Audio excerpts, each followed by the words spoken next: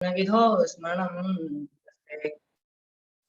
बर्हापीडं नटवरवपुः कर्ण्यो कर्णिकारं बिभ्रद्वासकनकपीशं वैजयन्तीं च मालां रन्ध्रानवेणुधरसुध्या गोपवृन्दे वृन्दारण्यं स्वपदरमणं प्राविशद कीर्तिः करारविन्देन पादारविन्दं मुखारविन्दे निवेशयन्तं वटस्य पत्रस्य पुटे शयानं बालं मुकुन्दं मनसा संवरामि रामाय रामभद्राय रामचन्द्राय वेधसे रघुनाथाय नाथाय सीताय पते नमः। अंजनी नंदनम वीरम जानकी शोकनाशनम कपीशमक्षहंतारम लंका वंदे लंका भयंकरम। जय जय राधा रमण जय जय नवल किशोर जय गोपी चित चोर प्रभु जय जय माखन चोर। राधा मेरी मात है पिता मेरे घनश्याम इन दोनों के चरणों में मेरा बारंबार प्रणाम। बरसाने की राधिका नंद गांव के श्याम इन दोनों के गुलचरणों में दास का बारंबार प्रणाम। भक्त भक्ति भगवंत गुरु चतुर नाम बपु एक इनके पद बंदन किए ना सद विघ्न अनेक। प्रेम से बोले बाके बिहारी लाल की जय। जय जय श्री राधे जय जय श्री राधे जय जय श्री राधे श्याम। नमामि भक्तिवत्सलं कृपालुशील कोमलं भजामि ते पदाम्बुजं मकामिनां सदा मदम्।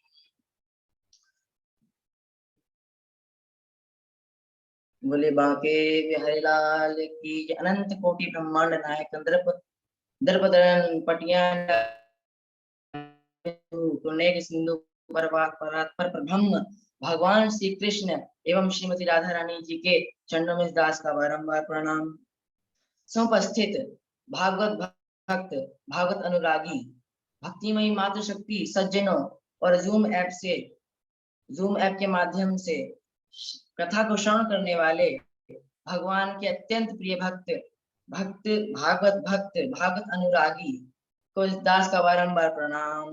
सिया राम मैं सब जग जानी करहूं प्रणाम जोर जुग पानी। मंगल भवन मंगल हारी द्रवहु से दशरथ अजर बिहारी।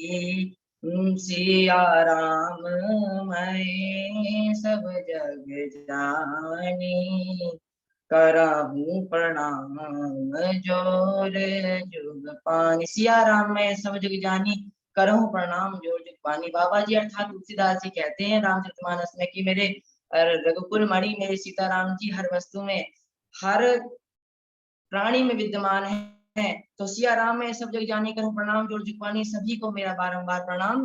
बोलिए जय जय श्री राम जय जय सीताराम जय जय राधे श्याम। बांके बिहारी लाल की जय। अब आइए जरा श्री भागवत जी को समझते हैं कि श्रीमद् भागवत क्या है और भागवत को मतलब भागवत जी को भगवान इतना प्रेम क्यों करते हैं। भागवत जी क्या है।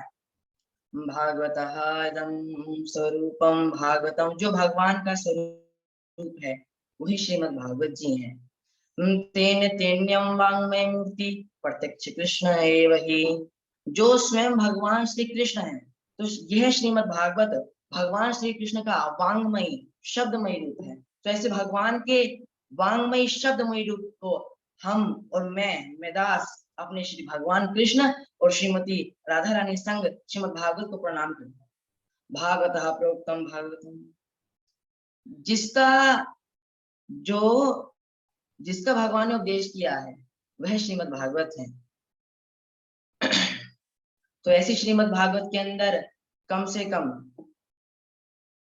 18,000 श्लोक और ये पवित्र पावन सुंदर श्रीमद् भागवत 12 12 स्कंद से सजी हुई है। तो ऐसी श्रीमद् भागवत महापुराण, जिनको नारद आदि ऋषि तीनों लोक में गुणगान करते हैं, ऐसे श्रीमद् भागवत को हम प्रणाम करते हैं। तो श्रीमद् भागवत के नवम स्कंद में चलते हैं हम, और नवम स्कंद में चलते समय और प्रवेश करने से पहले भगवान का थोड़ा नाम लेते हैं। श्री कृष्ण गोविंद हरे मुरारी, हे नाथ नारायण वासुदेवा। श्री कृष्ण गोविंद हरे मुरारी, हे नाथ नारायण वासुदेवा। श्री कृष्ण गोविंद हरे मुरारी, श्री कृष्ण गोविंद हरे मुरारी, हे नाथ नारायण वासुदेवा। श्री कृष्ण हरे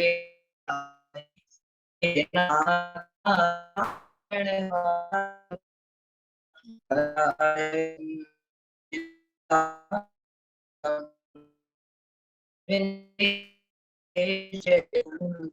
श्री कृष्ण गोविंद हरे मुरारी, श्री कृष्ण गोविंद हरे मुरारी, हे नाथ नारायण वासुदेव।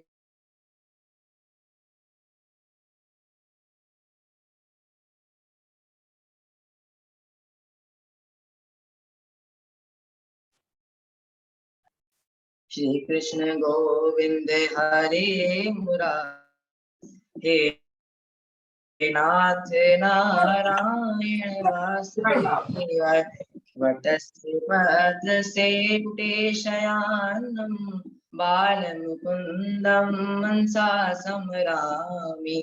श्री कृष्ण गोविंद हरे मुरारी, हे नाथ नारायण वासुदेवाय। श्री कृष्ण गोविंद हरे मुरारी, हे नाथ नारायण वासुदेवाय। हरे कृष्णा कृष्णा कृष्णा हरे हरे, हरे राम राम राम हरे हरे।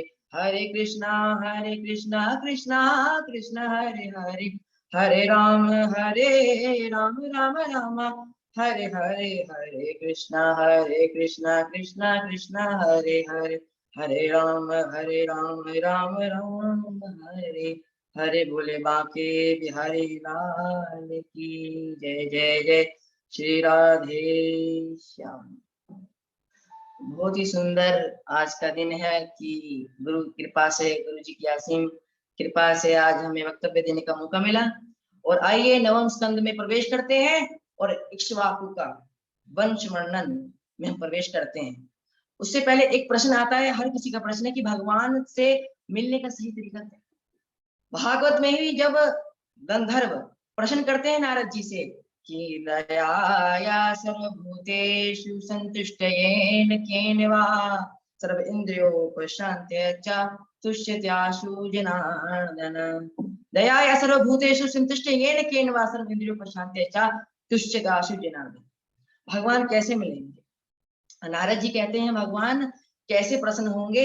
आज गंधर्व को नारद जी बता रहे हैं।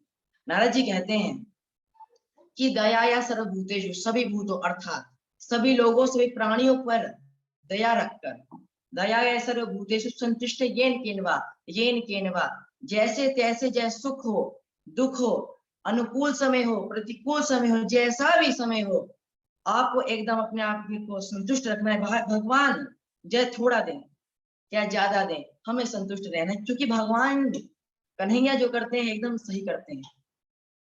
वो तो हमारे ही कर्मों में गलती है जाती है कि हमसे ऐसी कोई गलती हो जाती है कि हम अपनी कर्मों के कारण विभिन्न प्रकार के योनियों में भटकते रहते हैं। इसमें कोई दोहराए संशय नहीं है।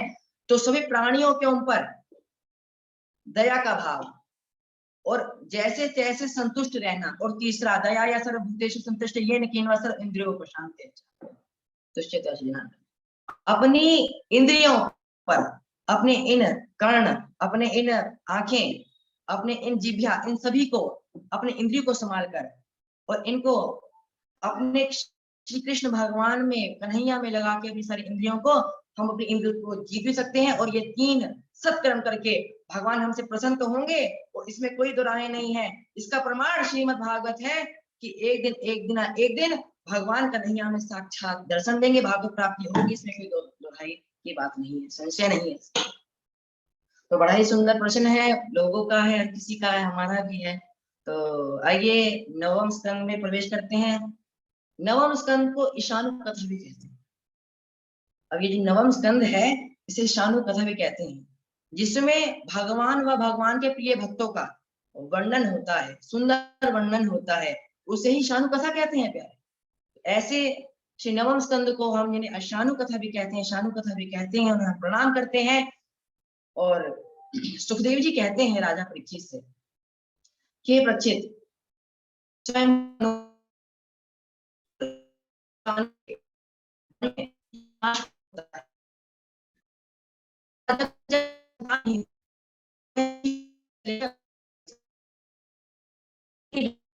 को लेकर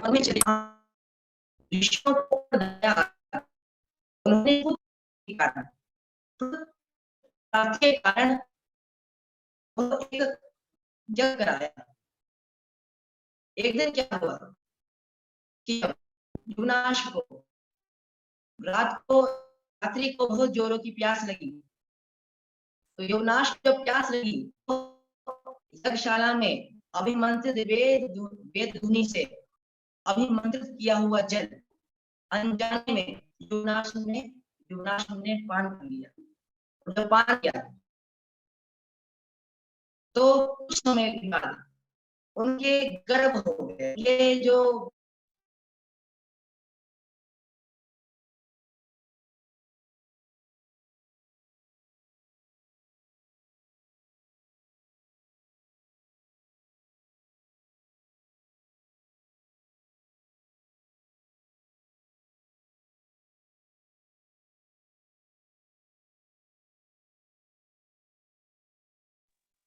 चलिए, थोड़ा सा तरुष जी के यहाँ नेटवर्क की व्यवस्था कमजोर है। युवनाश के उदर में गर्भ हो गया।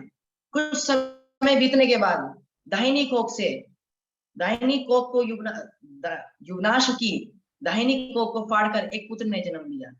जब वह जोरों जोरों से रोने लगा तो जब वह युवनाश के कोख से निकला हुआ पुत्र, जिन्होंने अभी हाल ही में ही जन्म लिया था, जब वह जोर जोर से रोने लगा तो ऋषियों ने कहा, कम धास्यति, इसका पिता कौन होगा, यह किसका दूध पिएगा। तो यह प्रश्न पूछने के बाद उस समय इंद्र ने कहा, और इंद्र ने अपनी तर्जनी उंगली को उस बालक के मुंह में डाल दिया और ऋषियों से कहा इंद्र ने कि मान धाता, मैं इसका पिता हूँ। तो इसी से इस बालक का नाम मान धाता पड़ा कि उसके डर से भाग जाते थे। ऐसा महाबलवान ये मान धाता था। मान धाता का बड़ा बड़ा राज्य था। उसकी 50 कन्याएं थी। एक दिन सोभरी ऋषि यमुना जी के जल में तपस्या कर रहे थे। वहां उन्होंने एक मत्स्यराज को मछलियों के साथ विहार करते देखा। तो जब उन्होंने ये विहार का दृश्य देखा तो उनकी भी इच्छा हुई कि अब हमें भी चाहिए, विवाह कर लेना चाहिए। आज तो लोग इस विवाह के शब्द को शादी में लेके जाते हैं, पहले तो विवाह ही कहते थे। तो बड़ा ही सोमरी ऋषि के मन में ये विचार आया कि अब हमें भी विवाह करना है। तो जब सोमरी ऋषि मानधाता के राज्य में आए और मानधाता से कहते हैं कि मानधाता, तुम्हारी 50 कन्याओं में से किसी एक कन्या का कन्यादान तुम मुझे कर दो। 50 कन्याओं में से किसी एक कन्या को तुम मेरे साथ विवाह कर दो। तो पहले तो मानधाता ने सोमरी ऋषि को नीचे से ऊपर तक देखा कि पूरे शरीर पर झुर्रियां पड़ी हुई थी। क्योंकि इतनी तपस्या करके वो इतने बूढ़े हो गए थे सोमरी ऋषि कि उनके पूरे शरीर पर झुर्रियां पड़ी। तो मानधाता ने देखा कि इनके शरीर पे पूरी झुर्रियां पड़ी हुई हैं, और अगर मानधाता यह सोचने लगा कि अगर सोमरी ऋषि से हमने मना करा तो ऋषि श्राप दे देंगे, तो ऋषि जब श्राप दे देंगे तो इस डर से मानधाता ने एक युक्ति सोची। मानधाता ने कहा कि हे महापुरुष, हे मुनि, हे मुनिवर, आप एक काम करिए, 50 कन्याओं में से एक कन्या भी अगर आपको पसंद करती हैं, आप उनके साथ ही विवाह कर लीजिएगा। ऐसा मानधाता ने सोमरी ऋषि से कहा। सोमरी ऋषि मानधाता की मन की बात समझ गए और उन्होंने अपने योग बल से इतना सुंदर स्वरूप बनाया कि 50 की 50 कन्या उन्हें देखकर मोहित हो गई और पसंद कर बैठी। सोमरी ऋषि को 50 कन्या पसंद कर बैठी, और अपने तप बल के कारण और अपने तप बल से सोमरी ऋषि 50 कन्याओं के लिए 50 हो गए। उन्होंने 50 रूप बनाए और एक ही मुहूर्त में एक साथ 50 कन्याओं से सोमरी ऋषि ने आज विवाह कर जब सोमरी ऋषि विवाह कर